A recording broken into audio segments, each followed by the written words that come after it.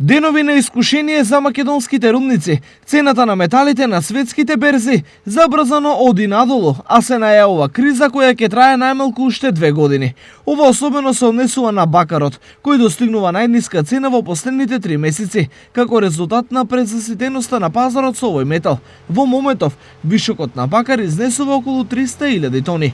Македонските рудници се притиснати помеѓу чеканот и на ковалната, но засега се уште успеваат да работат позитивно. И во вакви услови рударството сепак бележи позитивни резултати.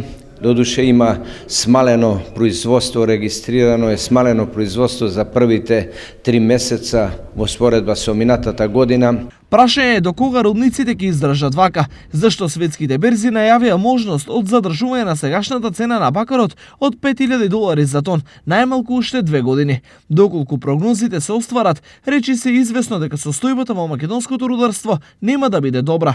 Први на удар секако ќе бидат планираните инвестиции, а прашање е и дали моменталната состојба ќе влијае на плановите за отворање на рудникот Кадијица кај Пекчево. Знаете, се работи за енормно ниски цени на металите, а тоа е услов за инвестирање, за отварање на рудниците, така да сега имаме задача јасна да ја утврдиме технологијата, да го направиме проектот за експлоатација, да добиеме дозвола за експлоатација, а после може да се зборува за времење. Рудниците во Македонија се трета најголема стопанска гранка, а само во источниот регион лепо од нив јадат околу 2500 семејства.